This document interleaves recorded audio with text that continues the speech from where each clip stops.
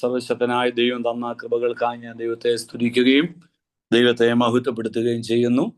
ഈ പ്രയർ കൂട്ടായ്മയിൽ പങ്കെടുക്കുവാനും കർത്താവിൻ്റെ നാമത്തെ ഉയർത്തുവാൻ ദൈവം തന്ന വിലപ്പെട്ട സമയത്തിനായി സ്തോത്രം ചെയ്യുന്നു. പ്രാർത്ഥന ലീഡ് ചെയ്യുന്ന ടിമി തോമസ് എൻ്റെ ബ്രദറാണ്.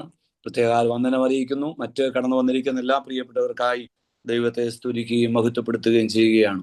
പ്രാർത്ഥനയുടെ ഗൗരവത്തെക്കുറിച്ചും പ്രാർത്ഥനയെക്കുറിച്ചും വളരെ വ്യക്തമായ കാഴ്ചപ്പാടുള്ള ഒരു ദൈവപിതരിന് ദൈവസന്നിധിയിൽ എത്ര പ്രാർത്ഥിച്ചാലും മതിയാകുകയില്ല, എത്ര ദൈവത്തെ ആരാധിച്ചാലും മതിയാകുകയില്ല. അത് ശ്രേഷ്ഠകരമായ ഒരു അനുഭവമാണ്. പ്രാർത്ഥന നമ്മുടെ ജീവിതത്തിൽ ഒഴിച്ചുകൂടാൻ കഴിയാത്ത ഒന്നാണ്. പ്രാർത്ഥിക്കുന്ന ദൈവമക്കൾക്ക് വേണ്ടി അസാധാരണമായ ദൈവപ്രവൃത്തി വെളിപ്പെടുത്തുന്ന ഒരു ദൈവമാണ് നാം സേവിക്കുന്നവനായ ദൈവം. ആമേൻ. ഇന്ന് രാത്രിയിൽ നമ്മൾ മനസ്സിലാക്കുക, ആമേൻ, സർവശക്തനായ ദൈവത്തോട് നിലവിളിച്ച് പ്രാർത്ഥിക്കുന്ന തൻ്റെ മക്കളുടെ പ്രാർത്ഥനയ്ക്ക് മറുപടി ഉറപ്പായിട്ടുമുണ്ട് എന്നുള്ളത് ആമേൻ വളരെ സത്യമായൊരു കാര്യമാണ്. സ്തോത്രം. നമുക്കറിയാം, പ്രാർത്ഥിക്കുന്ന കാരണത്താൽ സ്തോത്രം അനവധി വിടുതലുകൾ നമ്മുടെ കുടുംബങ്ങളിൽ നടക്കാറുണ്ട്. സ്തോത്രം. പ്രാർത്ഥിക്കാത്ത കാരണത്താൽ അനവധി വിടുതലുകൾ നടക്കാതെയും ഇരിക്കുന്നുണ്ട്. സ്തോത്രം. അപ്പോൾ പ്രാർത്ഥന എന്ന് പറഞ്ഞാൽ നമ്മുടെ ജീവിതത്തിൽ നമുക്ക് മറക്കാൻ കഴിയാത്തതും ഒഴിച്ചു മാറ്റിവെക്കാൻ കഴിയാത്തതും ഒന്നാണ്. സ്തോത്രം. പ്രാർത്ഥനയുടെ ഗൗരവത്തെക്കുറിച്ച് അറിയുന്ന ദൈവമക്കൾ കൂടുതലായി ദൈവസന്നിധിയിൽ ജാഗരിക്കുകയും പ്രാർത്ഥിക്കുകയും ചെയ്യും. അതിൽ കൂടെ അവർക്കൊരു വിടുതൽ കാണുവാനായിട്ട് കഴിയും. അത് ശ്രേഷ്ഠകരമായ ഒരു അനുഭവം. രാത്രിയിൽ പരിശുദ്ധാത്മാവ് നമ്മളെ കൂട്ടിവരുത്തിയ കൃപകൾക്കായി ഞാൻ ദൈവത്തെ സ്തുതിക്കുന്നു. വളരെ ആഴമായ ദൈവിക സന്ദേശങ്ങൾ, ശുശ്രൂഷകൾ ഒക്കെ നമുക്ക് കേൾക്കുവാനും കാണുവാനും കഴിയുന്നുണ്ടെങ്കിലും ഇന്ന് രാത്രിയിൽ നമ്മുടെ കുറച്ചു പേരായിട്ടുള്ള ഈ ചെറിയ കൂട്ടായ്മ വലിയൊരു കൂട്ടായ്മയുടെ ചെറിയൊരു തുടക്കം മാറുവാൻ ദൈവം ഇടയാക്കട്ടെ. നേതൃത്വം കൊടുക്കുവാൻ നിന്റെ ദാസനെ ദൈവം ബലപ്പെടുത്തി. സർവശക്തനായ ദൈവം അത്ഭുതകരമായി വഴി നടത്തേണ്ടതിനായും ഞാൻ ദൈവത്തെ സ്തുതിക്കുകയാണ്. എഫെസ്യർക്ക് എഴുതിയ ലേഖനം 1-ാം അധ്യായം അതിന്റെ 15 മുതലുള്ള വേദഭാഗങ്ങൾ ഇങ്ങനെ വായിക്കുന്നു. ആമേൻ. സ്തോത്രം. 15-ാം വാക്യം മുതൽ: അതു നിമിത്തം ഞാനും നിങ്ങൾക്ക് കർത്താവായ യേശുവിലുള്ള വിശ്വാസത്തെയും സകല വിശുദ്ധന്മാരോടുമുള്ള സ്നേഹത്തെയും കുറിച്ച് കേട്ടിട്ട് നിങ്ങൾക്ക് വേണ്ടി ഇടവിടാതെ സ്തോത്രം ചെയ്തും എൻ്റെ പ്രാർത്ഥനയിൽ നിങ്ങളെ ഓർത്തുകൊണ്ട് നമ്മുടെ കർത്താവായ യേശുക്രിസ്തുവിൻ്റെ നാമവും ദൈവവും ആമേൻ മഹത്വമുള്ള പിതാവുമായവൻ നിങ്ങൾക്ക് തന്നെ കുറിച്ചുള്ള പരിജ്ഞാനത്തിൽ ജ്ഞാനത്തിൻ്റെയും വെളിപ്പാടിൻ്റെയും ആത്മാവിനെ തരണമെന്ന് ആമേൻ സ്തോത്രം പ്രാർത്ഥിക്കുന്നു. ആമേൻ. ഇവിടെ ഒരു വലിയ പ്രാർത്ഥനയുടെ ആഴമായൊരു വെളിപ്പാടാണ് നമുക്ക് കാണാൻ കഴിയുന്നത്. സ്തോത്രം. അത് നിമിത്തം ഞാനും നിങ്ങൾക്ക് കർത്താവായ യേശുവിലുള്ള വിശ്വാസത്തെയും, യേശുവിലുള്ള അചഞ്ചലമായ വിശ്വാസം, ചലിക്കാത്ത വിശ്വാസം എന്നാണ് പറയുന്നത്. അചഞ്ചലമായ വിശ്വാസം, വിശ്വാസത്തിന്റെ ശ്രേഷ്ഠത നമ്മൾ അനുഭവിക്കുമ്പോൾ യേശുക്രിസ്തുവിലുള്ള നമ്മുടെ വിശ്വാസത്തിന്റെ ശ്രേഷ്ഠത ചെറിയൊരു കാര്യമല്ല. ആമേൻ. ആഴമായ വിശ്വാസം എന്നതോ ആശിക്കുന്നതിന്റെ ഉറപ്പും കാണാത്ത കാര്യങ്ങളുടെ നിശ്ചയമാകുന്നു. അങ്ങനെയെങ്കിൽ വിശ്വാസത്തിന്റെ ആ ശ്രേഷ്ഠത അതിശ്രേഷ്ഠപരമായ ഒരു അനുഭവമാണ്. നമുക്കറിയാം, അബ്രഹാം ദൈവത്തിൽ വിശ്വസിച്ചു, അത് ദൈവം നീതിയായി കണക്കിട്ടു. വിശ്വാസികളുടെ അവൻ ഒരു നീണ്ട നിര നമുക്ക് കാണാൻ കഴിയുന്നുണ്ട്. അവർ അവിശ്വസിച്ചപ്പോൾ അവർക്ക് പരാജയമുണ്ടായി, വിശ്വസിച്ചപ്പോൾ അവർക്ക് വിടുതലുണ്ടായി. എന്താണ് വിശ്വാസം? ആമേൻ. ഈ ലോകത്തിൽ നമുക്ക് നേടുന്നതെന്നും നമ്മൾ വിശ്വസിക്കുന്നുണ്ട്, നമുക്ക് ലഭിച്ചതൊക്കെ ശരിയാണ്. പക്ഷേ ഇതിനപ്പുറമാണ് നമ്മുടെ വിശ്വാസം. വിശ്വാസം എന്ന് പറയുമ്പോൾ ആമേൻ ശ്രേഷ്ഠകരമായ ഒന്നാണ്. ആമേൻ. ഇതിനപ്പുറമാണ്, നിത്യതയാണ്. സ്തോത്രം. ഹല്ലേലൂയ. ആമേൻ. അത് കാണാത്ത കാര്യങ്ങളുടെ നിശ്ചയമാണ്. നമുക്ക് ചിലതൊക്കെ കാണാതെ വിശ്വസിക്കാൻ പറ്റണം. സ്തോത്രം. കണ്ടു വിശ്വസിക്കുന്നതിനേക്കാൾ കാണാതെ വിശ്വസിക്കണം. ഹല്ലേലൂയ. ആമേൻ. വിശുദ്ധ വേദപുസ്തകം നമ്മെ പഠിപ്പിക്കുന്നത് ഭാവി കാലം ഓർത്ത് നമ്മൾ പുഞ്ചിരി തൂകണമെന്നാണ്. ഈ ലോകത്തിലെ കഷ്ടങ്ങൾ സാരമില്ല, ഈ ലോകത്തിലെ പ്രയാസങ്ങൾ സാരമില്ല എന്നെണ്ണുവാൻ നമുക്ക് കഴിയണമെങ്കിൽ ഈ ലോകത്തിനപ്പുറം നമുക്കൊരു നിത്യമായ വാസമുണ്ട്. അത് നിത്യത ദൈവത്തോടു കൂടെയാണ്. അത് ദൈവമായിട്ടുള്ള അഭേദ്യമായ ബന്ധത്തിലാകുമ്പോഴാണ് നമ്മുടെ ജീവിതത്തിൽ ഈ കാലത്തിലെ കഷ്ടങ്ങൾ സാരമില്ലെന്നെണ്ണുവാൻ നമുക്ക് കഴിയുന്നത്. ദൈവവചനത്തിന്റെ മാർമികമായ സത്യങ്ങളെ ഗ്രഹിച്ച് ആത്മാവിൽ നമ്മളൊന്ന് ബലപ്പെട്ട് പ്രാർത്ഥിക്കുവാൻ നമ്മൾ തയ്യാറാകുമ്പോൾ നമ്മൾ ഇതുവരെ കാണാത്ത, ഇതുവരെ അനുഭവിക്കാത്ത ഒരു സന്തോഷം നമ്മുടെ ഉള്ളിൽ ഉണ്ടാകുവാനിടയാകും. സ്തോത്രം. കൊയ്ത്തുകാലത്ത് അവർ സന്തോഷിക്കുന്നതിനേക്കാൾ, കൊയ്ത്തുകാലത്ത് നമുക്കറിയാം ഏറ്റവും കൂടുതൽ മനുഷ്യൻ സന്തോഷിക്കുന്ന ഒരു സ്ഥലമാണ് കൊയ്ത്തുകാലം. വിള ആമേൻ ഒരുക്കി ആമേ സ്വത്രം നിലമൊരുക്കി ആമേ വിത്ത് പാകി അത് കാത്തിരിക്കുകയാണ്, വർഷങ്ങൾ മാസങ്ങൾ കാത്തിരിക്കുകയാണ്. അത് വിളവെടുക്കുന്ന സമയമാകുമ്പോൾ കൊയ്ത്ത് കാലത്തൊരു സന്തോഷമുണ്ട്. നമുക്കറിയാം, നമ്മുടെ പഴയകാല അനുഭവങ്ങളൊക്കെ ഓർത്താൽ കൊയ്ത്ത് കാലം വളരെ സന്തോഷമാണ്. ആമേ കറ്റകൾ കരഞ്ഞുകൊണ്ട് വിതയ്ക്കുന്നു. ആമേ കറ്റകള് ആമേ സന്തോഷിച്ചും ആർത്തും പാടിയും കൊണ്ട് കൊയ്തെടുക്കുന്നു. അപ്പോൾ കൊയ്തെടുക്കുന്ന ഒരു സമയം ആമേ നമ്മുടെ ജീവിതത്തിൽ മറക്കാൻ കഴിയാത്ത ഒന്നാണ്. കൊയ്ത്തുകാലത്തിൽ നമ്മൾ സന്തോഷിക്കുന്നത് പോലെ നമ്മൾ സന്തോഷിക്കണം. എങ്ങനെ? ആത്മമണവാളനെ കുറിച്ച്, നമ്മുടെ ആത്മനാഥനെ കുറിച്ച്, നമ്മുടെ നിത്യതയെ കുറിച്ച് ഓർക്കുമ്പോൾ ഒരു പുഞ്ചിരി തൂകുവാൻ ഇടയായി തീരണം. ഇന്ന് രാത്രിയിൽ കഷ്ടത നമുക്ക് ഉണ്ട്, പ്രയാസങ്ങൾ നമുക്കുണ്ട്. നമ്മൾ ഇതുവരെ ആരോടും പറയാത്ത ഒത്തിരി വിഷയങ്ങൾ നമ്മളെ വേട്ടയാടാറുണ്ട്. നമ്മുടെ മാനുഷിക നിലവാരങ്ങളൊക്കെ വളരെ പരിതാപകരമായ അനുഭവമാണ്. എങ്ങനെ മുന്നോട്ട് പോകും എന്നറിയാൻ കഴിയാതെ നിലവിളിക്കുന്ന ദിനരാത്രങ്ങൾ നമ്മുടെ മുൻപിൽ ഉണ്ടാകാം. നമ്മൾ ഇതുവരെ കണ്ടിട്ടില്ലാത്ത പ്രതിസന്ധികളിൽ കൂടെ നാം കടന്നുപോയെന്ന് വരാം. എന്നാൽ അവിടെയെല്ലാം നമ്മളെ താങ്ങി നിർത്തുന്ന ഒന്നുണ്ട്. എന്താ? ദൈവത്തിന്റെ വചനത്തിന്റെ ശക്തി. ഹല്ലേലൂയ. ഇന്ന് രാത്രി വളരെ ശ്രദ്ധിക്കണമേ. ദൈവത്തിന്റെ വചനത്തിന്റെ ശക്തി നമ്മുടെ മേൽ വരുമ്പോൾ, ദൈവമായിട്ടൊരു ബന്ധം നമുക്കുണ്ടാകുമ്പോൾ ഇതുവരെ നമ്മൾ അനുഭവിക്കാത്ത ഒരു സ്വർഗീയ സന്തോഷം നമ്മൾ അനുഭവിക്കുകയാണ്. ആമേൻ. ഇവിടെ നാം വായിച്ചു കേട്ട ഭാഗം വിശകലനം ചെയ്യുവാൻ മണിക്കൂറുകൾ എടുത്താൽ തീരാത്ത വേദഭാഗമാണ്. സ്തോത്രം.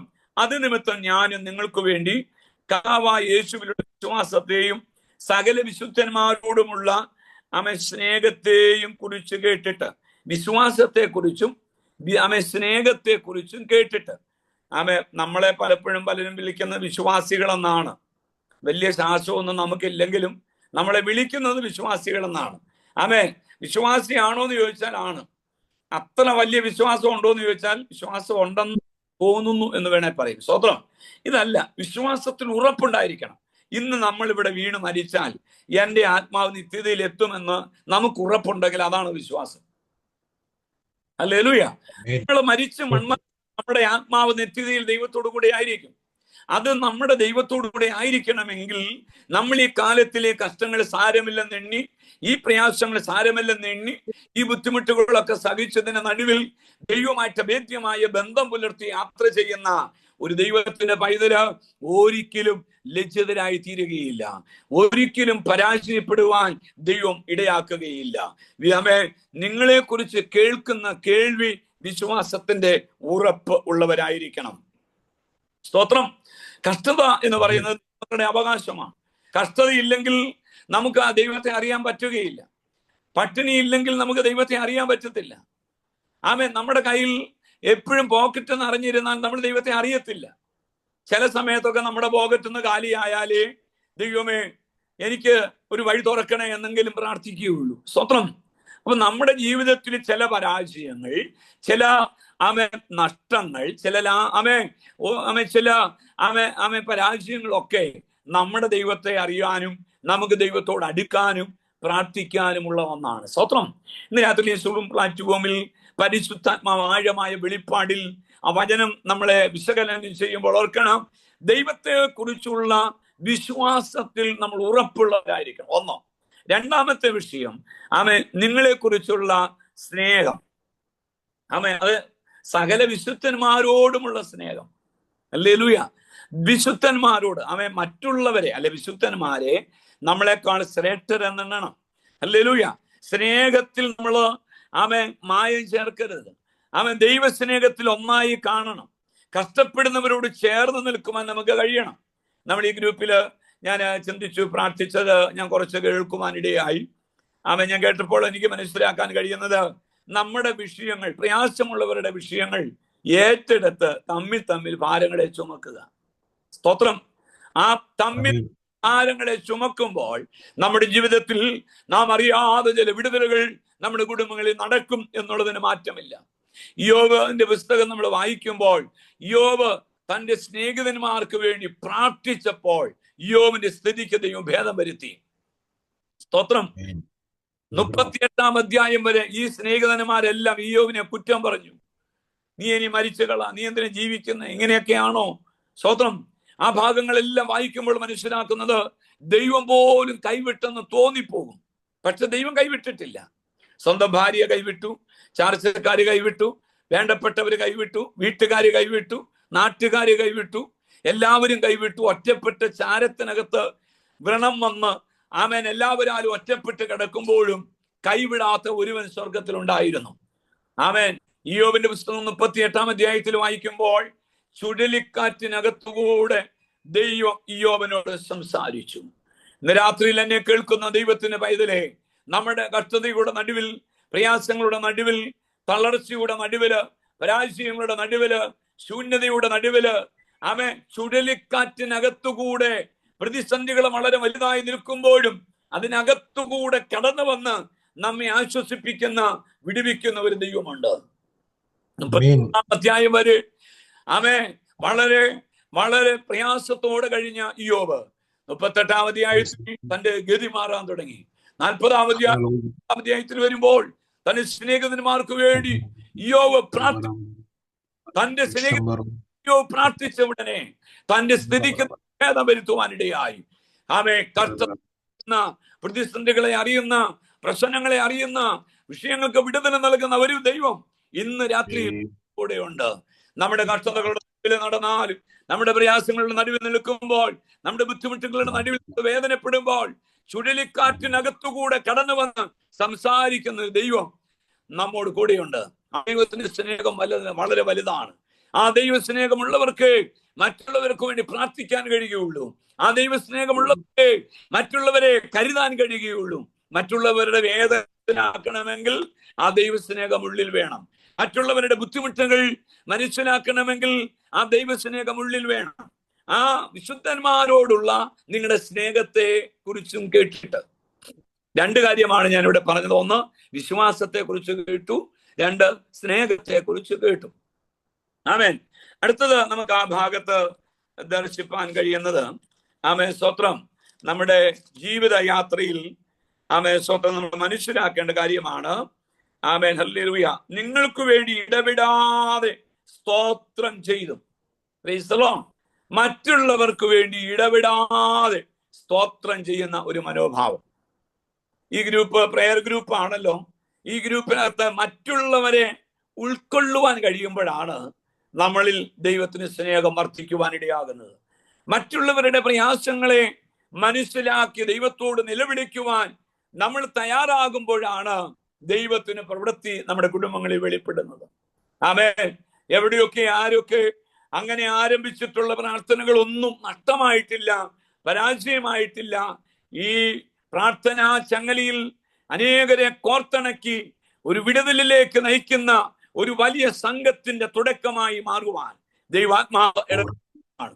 അനവധി പ്രതികൂല കാറ്റുകൾ കടത്തിവിട്ടിട്ട് മറുകരയെത്തുകയില്ലെന്ന് പറഞ്ഞ പടക് മറുകരയിൽ എത്താതെ മുക്കിക്കളയുമെന്ന് വാദിച്ചവരുടെ നടുവില് ആ പ്രാണൻ കേടുവരാതെ മറുകരയെത്തിക്കുവാൻ കരുത്തുള്ള ഒരുവൻ ആ പടകിനകത്തായിരുന്നത് പോലെ നമ്മുടെ ജീവിതം ആ പടകിനകത്ത്, നമ്മുടെ ജീവിതത്തിന് പ്രയാസങ്ങളുടെ നടുവില് നമുക്ക് വേണ്ടി അസാധാരണമായ മറുപടികളെ നൽകുന്ന ഒരു ദൈവം നമുക്ക് വേണ്ടി എഴുന്നേറ്റ് വരുന്ന ദൈവമാണ്.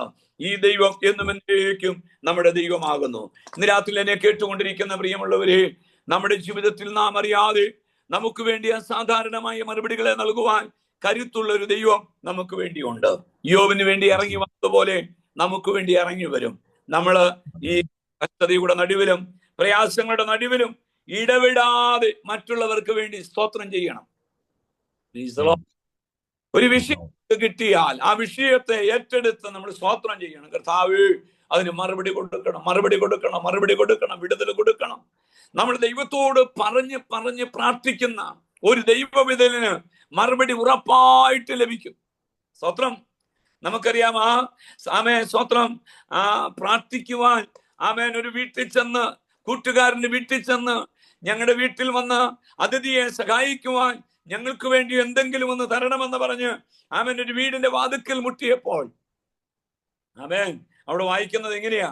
ആമേൻ ലജ്ജ കൂടാതെ മുട്ടിക്ക നിമിത്തം സ്തോത്രം ആ വീട്ടുടയവന് കൊടുക്കാൻ മനസ്സില്ല, താല്പര്യമില്ല. കുഞ്ഞുങ്ങൾ എൻ്റെ കൂടെ കിടക്ക, എനിക്ക് എഴുന്നേക്കാൻ പറ്റത്തില്ല, എനിക്ക് നിങ്ങൾക്കൊന്നും തരാൻ ഇപ്പോൾ സമയമില്ല, നാളെ വാ എന്ന് പറഞ്ഞിട്ടും മടി കൂടാതെ മുട്ടിക്ക നിമിത്തം ആമേൻ എഴുന്നേറ്റ് വാതില് തുറന്ന് വേണ്ടുവോളം എടുത്തു കൊടുത്തു എന്ന് നമ്മൾ വായിക്കുന്നുണ്ട്. അങ്ങനെയെങ്കിൽ നമ്മുടെ പ്രാർത്ഥന നമ്മുടെ ജീവിതത്തിന്റെ എല്ലാ മേഖലകളിലും ഇടവിടാതെ സ്തോത്രം ചെയ്ത് പ്രാർത്ഥിക്കുമ്പോൾ പ്രാർത്ഥനയിൽ മറുപടി ഉറപ്പായിട്ടുമുണ്ട്.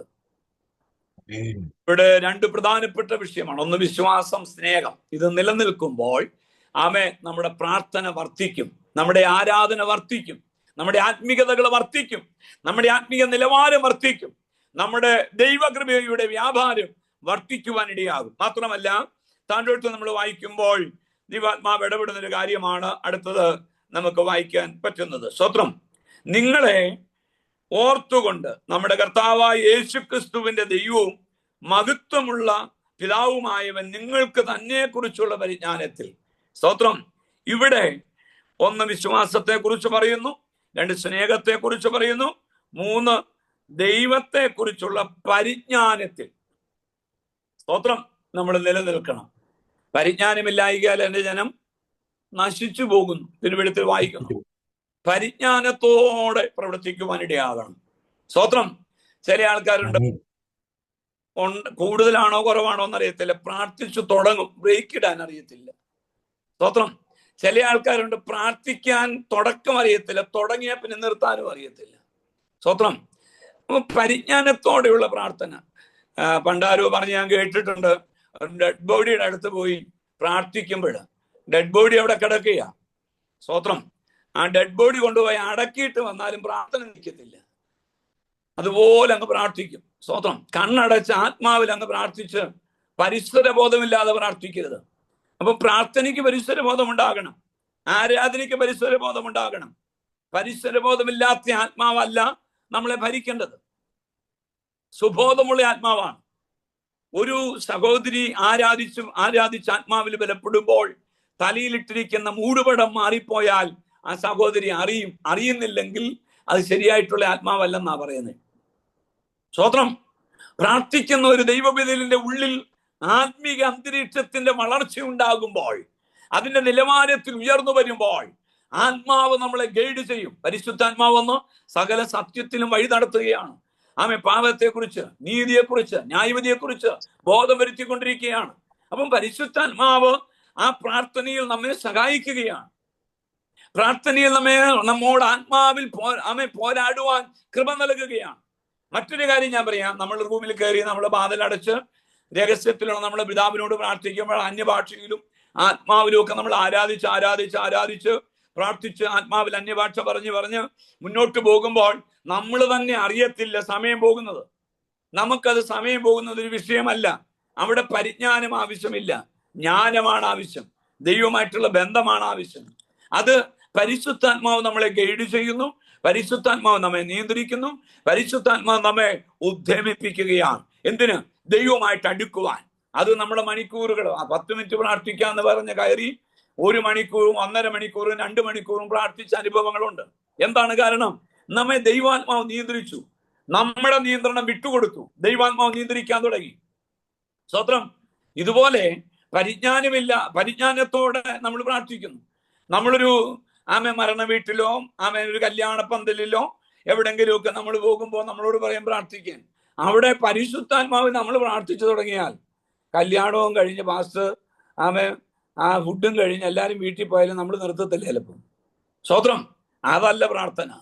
പ്രാർത്ഥന പരിജ്ഞാനത്തിലായിരിക്കണം. ഇവിടെ പറയുന്നത് തന്നെ കുറിച്ചുള്ള പരിജ്ഞാനത്തിൽ. ആരെക്കുറിച്ച്?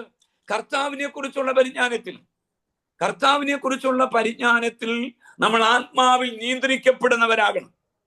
ആത്മാവ് നമ്മെ നിയന്ത്രിക്കാൻ തുടങ്ങിയാൽ, പരിശുദ്ധാത്മാവിന്റെ നിയന്ത്രണത്തിൽ നാം ആയിത്തീരുമ്പോൾ, നമ്മളെ ആത്മാവ് നിയന്ത്രിക്കാൻ തുടങ്ങുമ്പോൾ ദൈവത്തെ കുറിച്ചുള്ള പരിജ്ഞാനം കൊണ്ട് നമ്മൾ ഇന്നറിയപ്പെടുവാനിടയാകും. എന്നെ കേൾക്കുന്ന പ്രിയരെ, നമ്മുടെ ജീവിതത്തിന്റെ എല്ലാ മേഖലകളിലും വ്യത്യസ്തമായ കാഴ്ചപ്പാടുകൾ വെച്ച് പരിജ്ഞാനപൂർത്തിയുള്ളവരായി, പരിജ്ഞാനത്തിൽ നിറവുള്ളവരായി നമ്മൾ നിലകൊള്ളേണ്ടത് ആവശ്യമാണ്. ഇവിടെ ഈ പരിജ്ഞാനം എനിക്ക് അത്യാത്ഭുതമാണ്.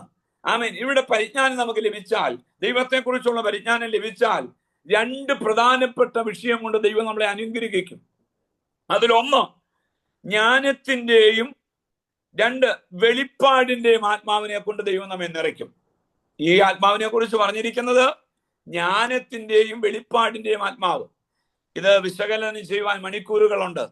അതെ, ജ്ഞാനത്തിന്റെ ആത്മാവ്, ജ്ഞാനം, പരിജ്ഞാനം.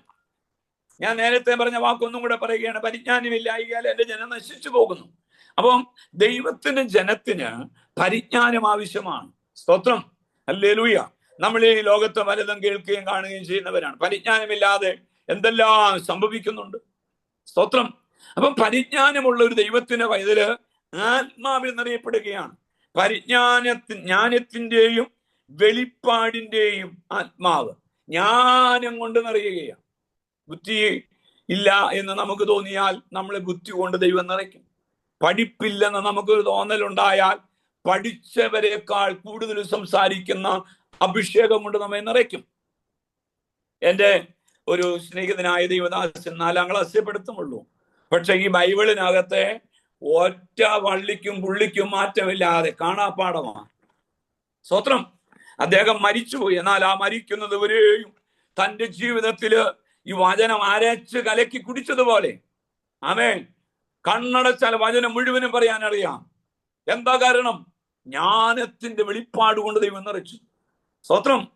ഞാനും ശലോമോന് ദൈവം ചോദിച്ചു, ശലോമോനെ, ഞാൻ നിനക്ക് എന്താ തരണ്ടേ? സ്തോത്രം. കർത്താവ് ചോദിച്ചു, കർത്താവിനോട് ശലോമോൻ പറഞ്ഞു, എനിക്ക് ജ്ഞാനം മതി, അവിടുന്ന് എനിക്കൊരു കൃപ തന്നാൽ മാത്രം മതി, വേറെ ഒന്നും വേണ്ട. സ്തോത്രം. വചനം പറയുന്നു, ജ്ഞാനം കൊണ്ട് ദൈവം നിറച്ചു. അഗ്രഗണ്യനായിരുന്നു, ജ്ഞാനിയിൽ ജ്ഞാനിയായ ശലോമോൻ എന്നാണ് പറഞ്ഞിരിക്കുന്നത്. അപ്പോൾ ദൈവത്തോട് ചോദിച്ചത് മുഴുവനും ദൈവം അതിനേക്കാൾ 100 മടങ്ങ് മടക്കി അനുഗ്രഹമായി കൊടുത്ത് അലങ്കരിച്ചെങ്കിൽ ഇന്ന് രാത്രിയിൽ ജ്ഞാനം കൊണ്ട് നിറയപ്പെടണം. ഹല്ലേലൂയ. ഈ പരിജ്ഞാനം നമ്മുടെ ഉള്ളിൽ ദൈവത്തെ കുറിച്ചുള്ള പരിജ്ഞാനം കൊണ്ട് നിറയപ്പെട്ടാൽ ജ്ഞാനത്തിന്റെയും വെളിപ്പാടിന്റെയും ആത്മാവ് കൊണ്ട് ദൈവം നമ്മെ നിറയ്ക്കും.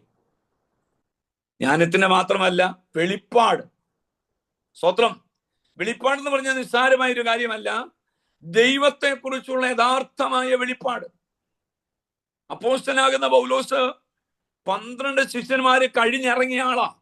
പക്ഷെ 12 പേരെയും തോൽപ്പിക്കത്തക്ക നിലയിലുള്ള ഒരു അപ്പോസ്തോലിക ശുശ്രൂഷ ചെയ്ത അഗ്രഗണ്യനാണ് അപ്പോസ്തലനായ പൗലോസ്. സ്തോത്രം.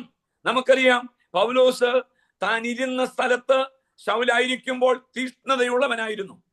അവരുടെ സമുദായത്തിൽ തീഷ്ണതയുള്ളവനായിരുന്നു. പെന്തക്കോസ്തുകാരെ, പ്രാർത്ഥിക്കുന്നവരെ, ആത്മാവുള്ളവരെ, ആരാധിക്കുന്നവരെ കല്ലെറിയാനും കൊല്ലാനും അധികാരപത്രം വാങ്ങിച്ച് ആമേൻ ദമസ്കോസിന്റെ പടിവാതിൽക്കൽ നിന്ന് ഇറങ്ങി യാത്ര തിരിച്ച ആമേൻ ശൗലിനെ ദൈവം അന്ന് ഉച്ചയ്ക്ക് തൊടുവാനിടയായി. നമുക്കറിയാം, നിലത്തു കിടന്ന് ഉരുണ്ടു. തന്റെ മൃഗവാഹനത്തിൽ നിന്ന് താഴെ വീണ് നിലത്ത് കിടന്ന് ഉരുണ്ടു. കയ്യിലുണ്ടായിരുന്ന അധികാരപത്രം എവിടെയോ പോയി. അധികാരപത്രം ആമേൻ അവിടെയെല്ലാം തപ്പി നടക്കുക, കിട്ടുന്നില്ല. ആമേൻ. എന്നാൽ അധികാരപത്രം കാണാത്ത നിലയിൽ ദൈവം കണ്ണടച്ചു കളഞ്ഞു. സ്തോത്രം, സ്തോത്രം, സ്തോത്രം. ഇന്ന് രാത്രി ദൈവാത്മാവ് ദൂത് പറയുക, നിനക്ക് വിരോധമായി വരുന്ന ഒരായുധവും വലിക്കത്തില്ല. ആരെല്ലാം എഴുന്നേറ്റാലും, ഏതെല്ലാം രാജ്യങ്ങൾ എഴുന്നേറ്റാലും, ഏതെല്ലാം മേഖലകളിൽ നിനക്കെതിരെ എഴുന്നേറ്റാലും ഒരു ശത്രുവിനും നമ്മെ തോൽപ്പിക്കുവാൻ കഴിയാത്ത ദൈവിക ജ്ഞാനം കൊണ്ട്, ദൈവിക അനുഗ്രഹങ്ങൾ കൊണ്ട് ദൈവം നമ്മെ നിറയ്ക്കുവാൻ ഇടയാകും. പ്രിയരെ, നമ്മുടെ ക്രിസ്ത്യ ജീവിതത്തിൽ നാം ഇതുവരെ കണ്ടിട്ടില്ലാത്ത, ഇതുവരെ അനുഭവിച്ചിട്ടില്ലാത്ത, ഇതുവരെ മനസ്സിലാക്കിയിട്ടില്ലാത്ത ശ്രേഷ്ഠകരമായ ഒരു വിടുതലിലേക്ക് നയിക്കപ്പെടുവാൻ ദൈവാത്മാവ് ആഗ്രഹിക്കുകയാണ്. അങ്ങനെയെങ്കിൽ നമ്മെ കുറിച്ചുള്ള ദൈവത്തിന്റെ പദ്ധതി വളരെ വലുതാണ്. ഇന്ന് രാത്രിയില് ഈ ചുരുങ്ങിയ നിമിഷങ്ങളില് പരിശുദ്ധാത്മാവ് നമ്മോട് ഇടപെട്ടുകൊണ്ടിരിക്കുന്ന ഈ വചന വെളിപ്പാടിനായി ഞാൻ ദൈവത്തെ സ്തുതിക്കുകയാണ്. നോക്കണം, ഞാമേ പരിജ്ഞാനത്തിൽ, തന്നെ കുറിച്ചുള്ള പരിജ്ഞാനത്തിൽ അതെനിക്ക് വിശകലനം ചെയ്യുവാൻ സമയം പോരാ. ദൈവത്തെ കുറിച്ച്, ദൈവം ആരാ, ദൈവം എങ്ങനെയുള്ളവനാ, ദൈവം എന്താണ് പ്രവർത്തിക്കുന്നത്, ദൈവം എന്ത് ചെയ്യുന്നു. സ്വത്രം. ദൈവത്തെ സ്വത്രം.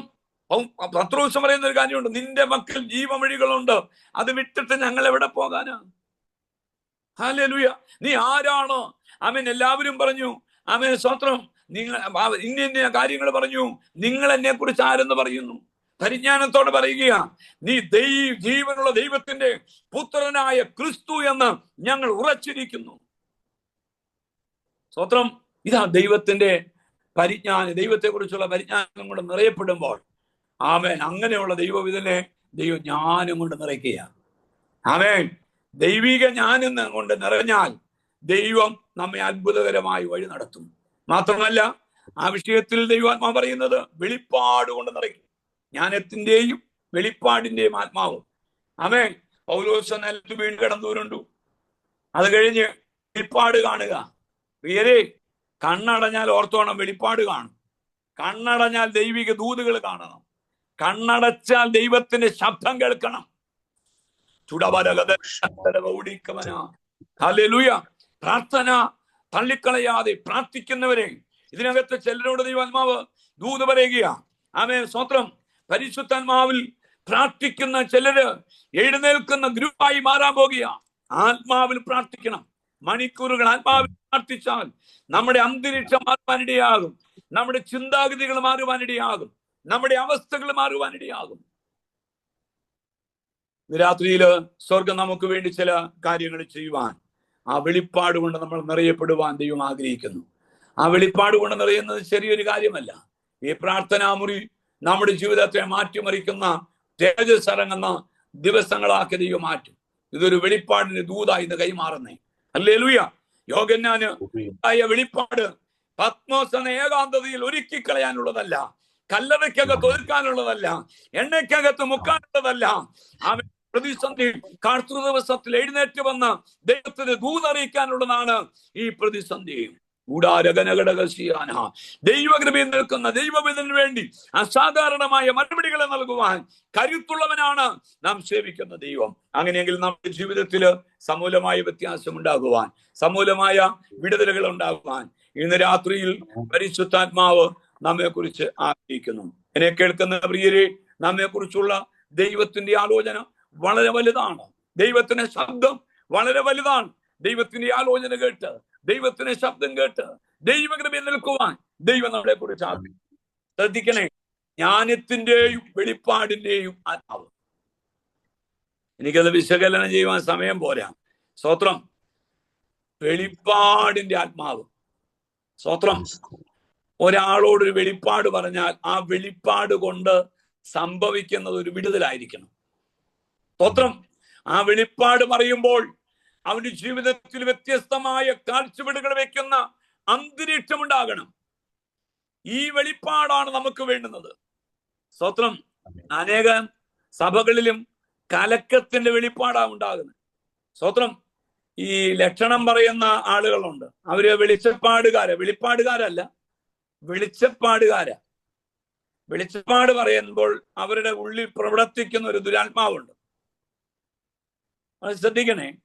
രക്താംബരം വിട്ടുകൊണ്ട് നടന്ന ലുദിയ, ആമേ, വെളിപ്പാട് പറഞ്ഞിങ്ങനെ പോകുന്ന ഒരു സ്വഭാവം ഉണ്ടായിരുന്നു. അവളെ കൊണ്ട് ലാഭം ഉണ്ടാക്കുന്ന കുറെ പേരുണ്ടായിരുന്നു.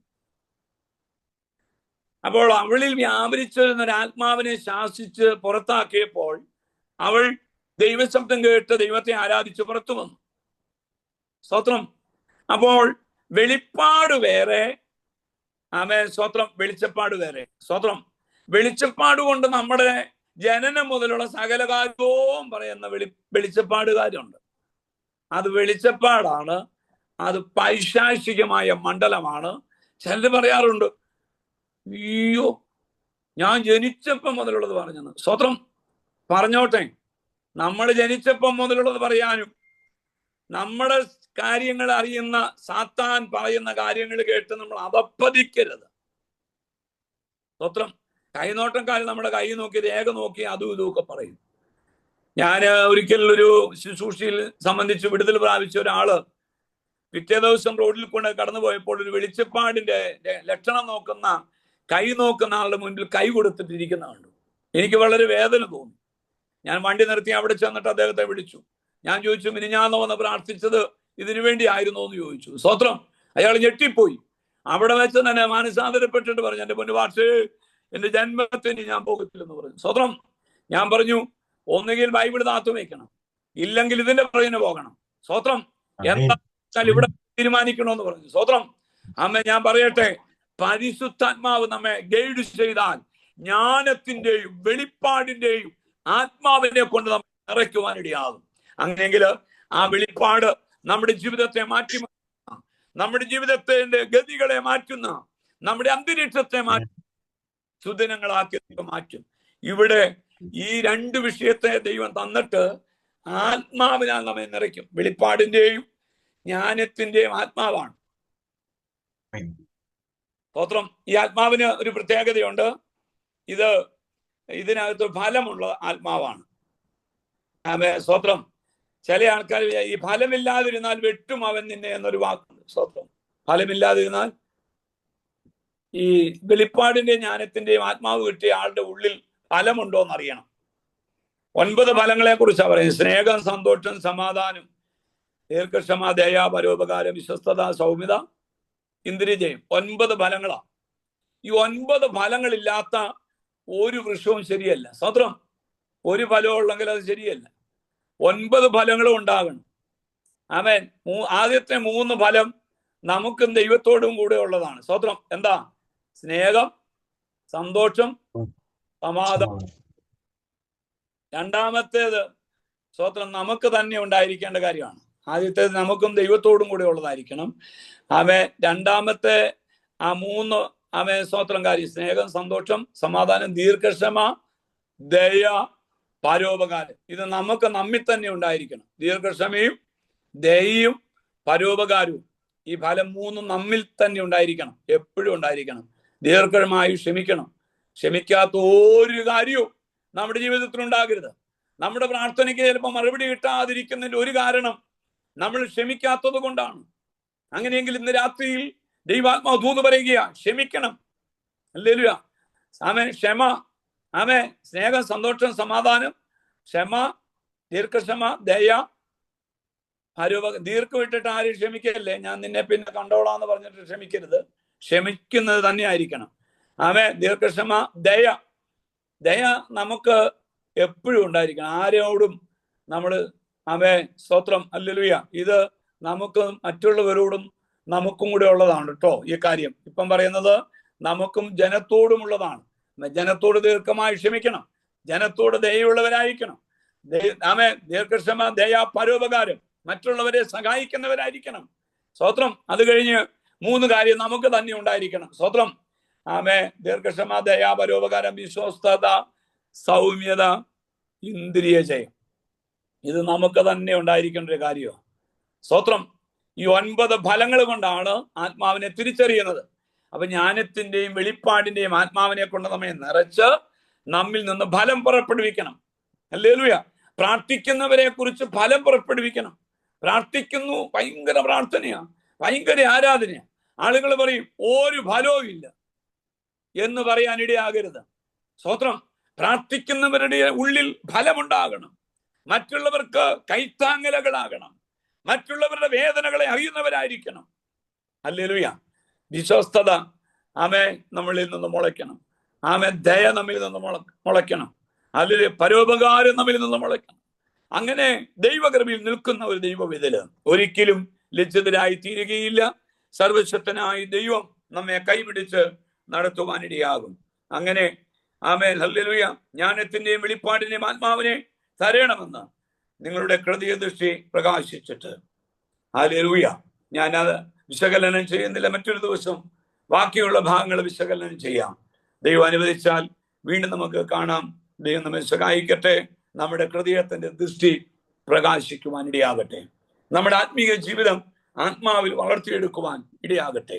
ആത്മീയ നിലവാരത്തിൽ നമ്മൾ മുന്നോട്ട് പോകുമ്പോൾ ഇതുവരെ നമ്മൾ അനുഭവിക്കാത്ത സ്വർഗീയമാകുന്ന സന്തോഷത്തിന്റെ ശ്രേഷ്ഠതകളെ അനുഭവിച്ച് സർവശക്തനായ ദൈവത്തോട് പ്രതിബദ്ധതയുള്ളവരായി നിലകൊള്ളുവാൻ സർവശക്തനായ ദൈവം ഈ തിരുവെഴുത്തുകളാൽ നമ്മെ അനുഗ്രഹിക്കുകയും ആശീർവദിക്കുകയും ചെയ്യട്ടെ എന്ന് പ്രാർത്ഥിച്ചുകൊണ്ട് ഞാൻ എൻ്റെ വാക്കുകൾ വിരമിക്കുന്നു. സമയമൊരുക്കിയ പ്രിയമകനോട് പ്രിയപ്പെട്ടവരെ നന്ദി പറഞ്ഞുകൊണ്ട് എൻ്റെ വാക്കുകൾ വിരമിക്കുന്നു. ദൈവം നമ്മളെ അനുഗ്രഹിക്കുമാറാകട്ടെ. Amen. Praise the lord. Thank U.